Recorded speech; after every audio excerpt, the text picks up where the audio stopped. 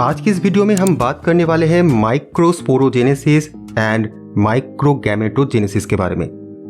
तो पिछले वीडियो में हमने देखा था कि anther is composed of 4 microsporangia. Each microsporangium is composed of outer wall and sporogenous tissue. Outer wall is further composed of 4 layers.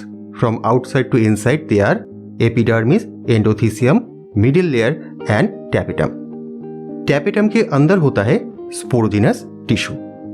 अब कुछ इंपॉर्टेंट फैक्ट्स जो हमने पिछले वीडियो में डिस्कस नहीं किया था, दे आर फैक्ट नंबर 1, जैसे जैसे एंथर मैच्योर होने लगता है इसके चारों तरफ जो एपिडर्मिस का लेयर है वो स्ट्रेच होता है एंड ड्राई हो जाता है, जो कि अल्टीमेटली डेहिसेंस प्रोसेस को हेल्प करता है। ऑन द अदर हैंड जो एंडोथीसियम लेयर है वो अल्फा सेलुलोज की डिपोजिशन की वजह से थिक हो जाता है एंड कन्वर्ट होता है डेड फाइब्रस लेयर में।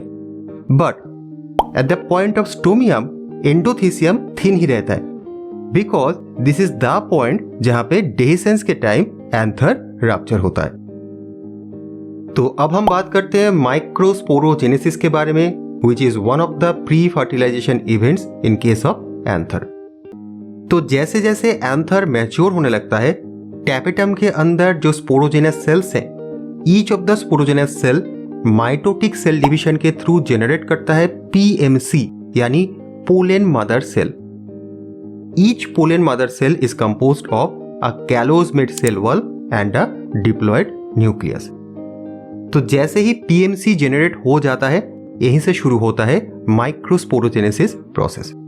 अब इस प्रोसेस में क्या होता है, जो डिप्लॉयड न्यूक्लियस है ये मियोटिक सेल डिवीजन के थ्रू जनरेट करता है 4 हैप्लॉयड न्यूक्लियस, जो कि at the end of the meiotic cell division अपने चारों तरफ सेल मेम्ब्रेन एंड साइटोप्लाज्म को एक्यूमुलेट करके कन्वर्ट होता है माइक्रोस्पोर्स में। अब क्योंकि ये चारों माइक्रोस्पोर्स इकट्ठा रहते हैं, we called it tetrad. So PMC to this tetrad generation, this entire process is known as microsporogenesis। अब जल्दी से डेफिनेशन देख लेते हैं। तो microsporogenesis is the process that occurs in the anther of angiosperms where diploid microsporocytes or pollen mother cells undergo meiosis to produce haploid microspores। So simple शब्द में pollen mother cells से haploid microspores generation, this entire process is known as microsporogenesis। अब इस entire process को step wise कैसे लिखना है उसका एक एग्जाम्पल मैंने यहाँ पे दिया है, अगर चाहो तो स्क्रीन को पॉज करके इसे देख सकते हो। जो मेन इंपॉर्टेंट पॉइंट है that is at the beginning of microsporogenesis anther stage 1 में होता है, at the end of this process anther stage 2 में आ जाता है। स्टेज 2 में there are 2 important changes. Number 1, sporogenous tissue completely convert हो चुका है टेट्राड्स में, एंड नंबर 2, जो मिडिल लेयर्स हैं दैट ब्लू कलर सर्कल ये ऑलमोस्ट डिसइंटीग्रेट हो चुका है at the end of microsporogenesis. The reason is कि मिडिल लेयर से न्यूट्रिएंट लेके ही माइक्रोस्पोरोजेनेसिस प्रोसेस कंटिन्यू होता है। So at the end of microsporogenesis tapetum is the main outer wall जो कि टेट्राड्स को प्रोटेक्ट करते हैं। ठीक है, so these are the 2 important changes after microsporogenesis.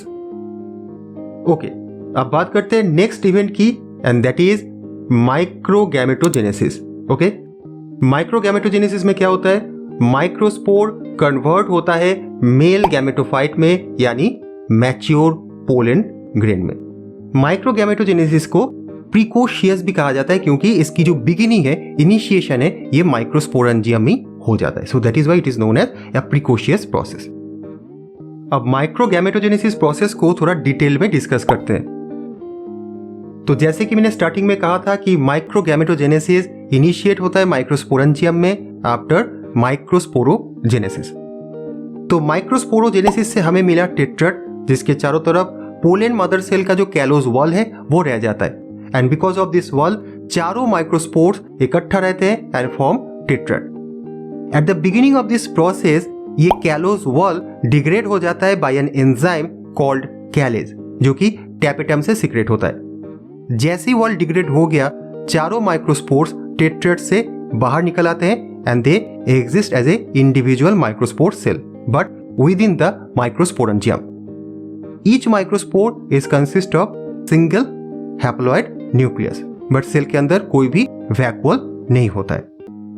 जैसे जैसे प्रोसेस आगे बढ़ता है, माइक्रोस्पोर सेल के अंदर एक वैक्यूल डेवलप होता है.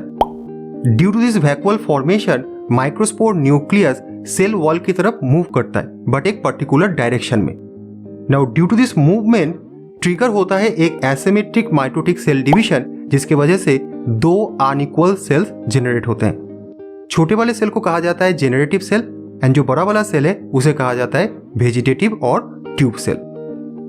At the end of mitotic cell division 3 चीजें होता है. सबसे पहले जेनरेटिव सेल के चारों तरफ कैलोस का एक लेयर फॉर्म होता है, जिसके वजह से generative cell microspore cell wall से डिटैच हो जाता है. जैसे ये डिटैच हो जाता है, वेजिटेटिव सेल इसको एनगल्फ कर लेता है एंड दोनों सेल एक ही सेल में एग्जिस्ट करते हैं. इसे कहा जाता है cell within cell structure. And thirdly, जो ट्यूब सेल न्यूक्लियस है यानी वेजिटेटिव सेल न्यूक्लियस है, ये एनलार्ज हो जाता है and form a irregular shape. And in this way हमें मिल जाता है मैच्योर पोलन ग्रेन. जो जेनरेटिव सेल है उसकी शेप काफी वेरी करता है, लेकिन नॉर्मली ये आइदर स्पिंडल शेप और स्फेरिकल शेप में आता है.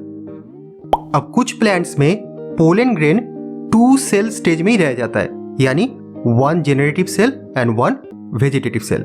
बट कुछ प्लांट्स में generative cell further mitotic division के थ्रू जेनरेट करता है 2 non motile sperm cells. In that condition pollen grain is in 3 cell stage, यानी 2 sperm cells and 1 vegetative cell. तो भाई आज के लिए इतना ही. फिर मिलेंगे एक नए वीडियो में एक नए टॉपिक के साथ. Till then stay connected with कंसेप्टिव्स.